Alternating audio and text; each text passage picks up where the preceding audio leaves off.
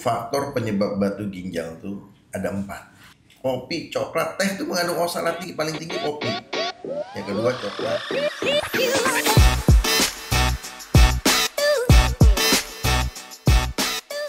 Ya, halo Sobat Sentra, jumpa lagi kita di Sentra Stage, podcastnya Sentra Medical Hospital Group. Kali ini kita akan membahas topik yang mungkin sudah sering didengar dan juga cukup menarik ya, terutama di kalangan masyarakat mengenai penyakit batu ginjal. Ya, tapi bukan hanya itu saja, kita juga akan ngomongin atau mengupas salah satu metode yang modern. Tentu saja minimal invasif yang juga ini bisa menjadi salah satu metode pengobatan yang cukup baik untuk penanganan batu ginjal, yaitu retrograde intrarenal surgery atau RIRS. Nah, untuk membahas ini saya tidak sendirian tentu saja.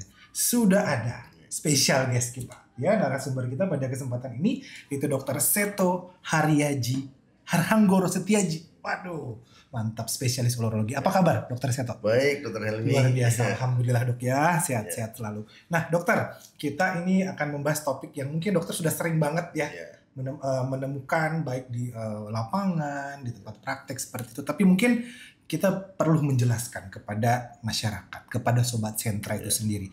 Apa sih dok itu batu ginjal dan bagaimana prosesnya terbentuknya batu ginjal? Silakan dok. Ya, baik. Makasih, selamat siang. Jadi apa itu batu ginjal? Ya, sering batu ginjal itu ya secara definisinya itu adalah suatu massa keras. Keras jadi dia. Kalau nggak keras bukan batu. Nah, nanti kekerasannya, derajat kekerasannya itu Keras ada ya, macam-macam. Oke, jadi harus keras. Ya, jadi massa keras yang terbentuk dari mana? Ya tentu dari ginjal. Ya, dari zat-zat yang terlarut dalam ginjal seperti misalnya kalsium, oksalat atau purin atau asam urat lah istilahnya. Purin itu asam urat tuh, ya. Yang terbentuk. Jadi massa keras yang terbentuk dari zat yang ada di dalam ginjal. Ya, yaitu seperti oksalat, kalsium, asam urat. Nah, dia bisa menggumpal. Mengapa? Kalau dia zat itu tinggi kadarnya, sementara pelarutnya kurang. Dalam hal ini air. Nah, jadi terbentuklah dia mengalami agregasi terbentuk. Nah, itulah batu ginjal. Jadi intinya apa? Zat terlarutnya harus tinggi. Yang tadi kalsium, oksalat atau asam urat. Ditambah zat pelarutnya dalam hal ini airnya kurang. Nah, itulah namanya batu ginjal. Terbentuknya tuh dari kristal awalnya. Ya, kristal oksalat, kristal. Makanya kalau periksa urin ada kristalnya, hati-hati ya. Nah, itu jadi kristal sedikit, lama-lama membesar. Baik. Nah, dokter, kalau begitu, dok, faktor resiko apa saja yang menyebabkan seseorang tuh lebih rentan, dok, terkena batu ginjal ini? Ya. Jadi secara umum, ya itu faktor penyebab batu ginjal tuh ada 4.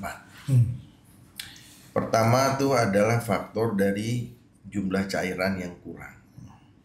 Ya. Pelarutnya tadi, dok? Ya, pelarutnya. Oke. Kedua, dari intake yang bisa menyebabkan kadar kristal terlarutnya itu tinggi. Ya, dari makanan-makanan ya. Kalau asam urat kita tahu mengandung kadar purin yang tinggi. Purin itu kita tahu dari mana aja. Ya, dari seafood, jeroan. Waduh, enak-enak semua, dok. Kemudian juga dari melinjo, emping ya, emping. Nah, itu salah satu dari makanan. Jadi tadi dari cairan yang kurang, dari makanan yang mengandung faktor pembentuknya tinggi. Nah, seperti kayak oksalat itu banyak di kopi, coklat, teh itu mengandung oksalat tinggi, paling tinggi kopi. Yang kedua coklat, teh. Nah, kalau oksalatnya itu bukan berarti nggak boleh minum kopi, boleh. Tapi ya, kita minum pelarutnya lagi, air putihnya harus banyak. Nah, ketiga tuh tadi ya dari cairan, makanan, dari kurang gerak. Oke. Jadi batu itu kan tadi seperti saya bilang, batu ginjal itu terbentuk awalnya dari kristal. Judul langsung gede, ujuk-ujuk gede.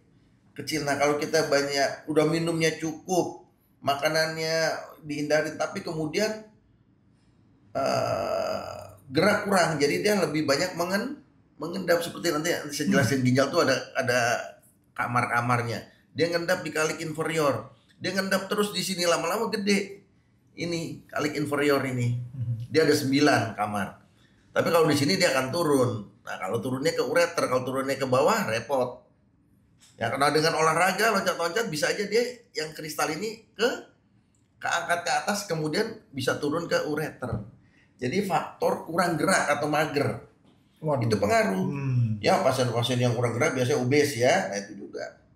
Ya dan saat terakhir faktor genetik atau turunan. Nah itu tidak bisa dihindari. Ada hal-hal pada beberapa pasien yang memang biasanya kalau orang tuanya ada batu, kita tanya, misalnya dia pasien saya batu, bapak ibunya batu, iya dok, berarti memang faktor turunan. Tapi turunan namanya genetik, belum tentu keluar fenotipnya keluar, karena ada faktor tadi lingkungan. Apa itu ya tadi? Minumnya harus cukup, hindari makanan yang mengandung itu tinggi purin dan oksalat, dan gerak. Jadi 4 faktor. 4 faktor. Dokter, ini kan kita juga akan membahas mengenai metode modern ya, mengenai RIRS atau retrograde intrarenal surgery. Nah ini kan istilah medis banget dok. Mungkin orang awam pengen tahu dok. Ini sebenarnya apa sih dok RIRS itu? Baik, terima kasih Dr. Helmi dan sekali lagi sobat-sobat sentra. Ya jadi RIRS retrograde intrarenal surgery ya itu ya 10 tahun terakhir ini memang mulai ada ya. Cuma saya pertama kali tahu tuh metode itu waktu tahun 2014 ya, 10 tahun lah ya. Persis 10 tahun. Ada acara kongres di luar, saya ikut. Nah di situ diperkenalkan RIRS ya. Ya waktu itu saya ikut di daerah Miami itu saya lupa ya. Jadi ikut ada acara American Urology Association Congress, di sana saya ikut ya. Nah jadi apa itu retrograde intrarenal surgery? Itu adalah suatu tindakan minimal invasif, yaitu dengan memasukkan alat fleksibel. Alat fleksibel itu artinya alat yang lentur. Ya. Dari mana memasukkannya? Tujuannya namanya retrograde intrarenal surgery. Jadi operasi di dalam ginjal, surgery di ginjal. Masukinnya dari uretra.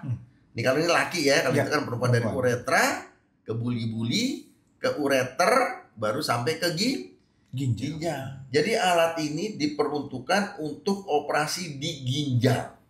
Bukan di uretra, bukan di buli, dan bukan di ureter. Di ginjal. Karena dia fleksibel. Kalau nanti di uretra ada alat yang lain namanya URS rigid. Ya di buli juga ada ya, pakai URS rigid bisa, pakai nefroskop bisa. Di ureter pakai URS rigid. Ya, ada yang mencoba pakai RIRS ya, tapi nanti saya sebut kenapa dikhususkan untuk di ginjal, karena sifatnya yang fleksibel itu.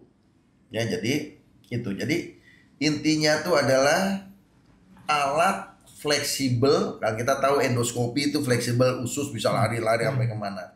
Ini juga begitu, alat fleksibel untuk tindakan operasi di dalam ginjal. Yang dimasukkan melalui uretra, buli, ini jalannya ureter sampai ke ginjal. Nah di ginjal kita main deh. Itu. Oke. Jadi operasinya di ginjal ya? Dalam ginjal. Oke. Namanya retrograde. Retrograde itu berarti dari bawah. Kalau antegrade itu dari atas.